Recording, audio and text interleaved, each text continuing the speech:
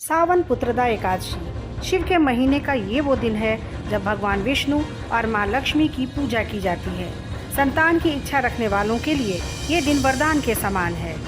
इस दिन लक्ष्मी नारायण के लिए व्रत रखा जाता है। मान्यता है कि इस व्रत के पुण्य प्रताप से महिलाओं को संतान की प्राप्ति होती है। यही नहीं, इस दिन संतान की अच्छी सेहत के लिए किए गए उपाय भी बहुत कारगर होते हैं।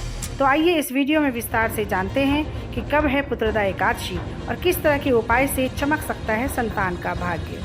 पंचांग के अनुसार सावन माह के शुक्ल पक्ष की एकादशी तिथि को सावन पुत्रदा एकादशी कहते हैं। संतान प्राप्ति के लिए साल में 2 बार पुत्रदा एकादशी मनाई जाती है, एक पौष माह और दूसरा सावन माह में। इस एकादशी तिथि के दिन भगवान विष्णु के साथ साथ भगवान शिव की पूजा विधिवत रूप से करने का विधान है। ये व्रत खास तौर पर उन लोगों के लिए महत्वपूर्ण होता है जो संतान प्राप्त करने की इच्छा रखते हैं। अब ऐसे में सावन पुत्रदा एकादशी के दिन कुछ ऐसे उपाय हैं जिसे करने से संतान संबंधी सभी समस्याएं खत्म हो जाती हैं। ज्योतिष की माने तो सावन पुत्रदा एकादशी के दिन भगवान विष्णु की पूजा करने का विधान है। इसलिए इस दिन पूजा करते समय उन्हीं के अवतार भगवान श्री कृष्ण के संतान गोपाल मंत्र का जाप करने का विधान है। ऐसा माना जाता है कि ये बेहद चमत्कारी मंत्र है। इसके जाप करने से दंपत्ति को संतान सुख की प्राप्ति होती है और सभी परेशानियां दूर हो जाती हैं। ये मंत्र है ओम देवकी सुत गोविंद वासुदेव जगतपते देहि में तनयम कृष्ण त्वामहम शरणम गतः। मान्यता है कि इस मंत्र को पढ़ने से संतान की प्राप्ति अवश्य होती है। इसके अलावा अगर आपके संतान की सेहत ठीक नहीं रहती, उसकी तबीयत बार बार बिगड़ती रहती है, तो सावन पुत्रदा एकादशी के दिन भगवान विष्णु को तुलसी की माला अर्पित करें और इसके साथ ही भगवान शिव को 108 बेलपत्र की माला चढ़ाएं। ऐसा करने से संतान की सेहत अच्छी रहेगी और भाग्य का भी साथ मिलेगा। इसके अलावा संतान तरक्की करे, इसके लिए विष्णु सहस्रनाम का पाठ करना चाहिए। इस दिन महामृत्युंजय का जाप भी बहुत फलदायी होता है।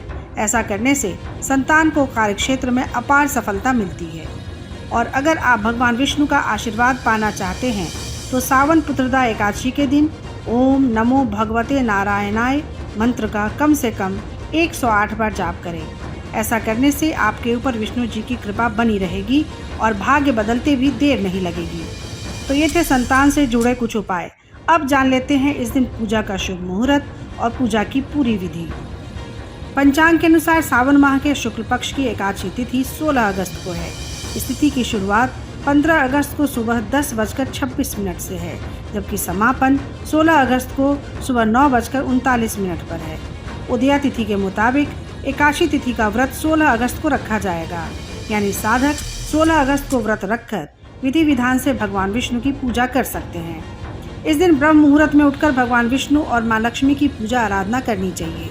ज्योतिष की माने तो इस साल पुत्रदा एकादशी के दिन कई शुभ योगों का निर्माण हो रहा है, जो इसे और खास बना रहा है। पुत्रदा एकादशी पर प्रतियोग बनने जा रहा है, जिसमें लक्ष्मी नारायण की पूजा करना बहुत उत्तम माना जाता है। प्रतियोग का निर्माण 16 अगस्त को दोपहर 1:12 से शुरू हो रहा है, जबकि 17 अगस्त को सुबह 10:48 पर खत्म हो रहा है।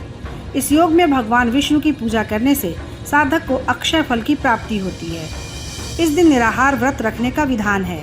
पूरे दिन व्रत रखकर महिलाएं अगले दिन व्रत का पारण कर सकती हैं। पुत्रदा एकादशी पर पारण का मुहूर्त 17 अगस्त को सुबह 5:51 से 8:05 तक है। इस मुहूर्त में व्रत खोलकर महिलाएं अन्न ग्रहण कर सकती हैं। और अगर पूजा विधि की बात करें तो पुत्रदा एकादशी पर माँ लक्ष्मी और भगवान विष्णु की पूजा एक साथ करने का विधान है। कुमकुम, हल्दी, पीला चंदन, अक्षत, मौली, पीले फूल से लक्ष्मी नारायण की पूजा करें। फिर पीले वस्त्र, केला, तुलसी दल, आंवला, नारियल, मिठाई भगवान को अर्पित करें। पुत्रदा एकादशी की व्रत कथा पढ़ें और आरती करें। कहते हैं इस विधान से पूजा करने पर संतान की राह की सारी बाधाएं दूर हो जाती हैं। कई बार ग्रह दोष या पितृदोष की वजह से भी दंपत्ति को संतान की प्राप्ति नहीं होती। ऐसे में पुत्रदा एकादशी व्रत के शुभ प्रभाव से स्त्री की सूनी गोद भर जाती है और संतान का सुख प्राप्त होता है। तो कैसी लगी आपको हमारी ये जानकारी, हमें कमेंट बॉक्स में ज़रूर बताएं।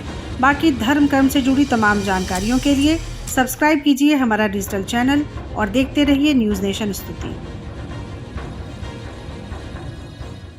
न्यूज नेशन अब व्हाट्सएप पर खबरों के ताजा अपडेट के लिए न्यूज नेशन के इस क्यूआर कोड को स्कैन करें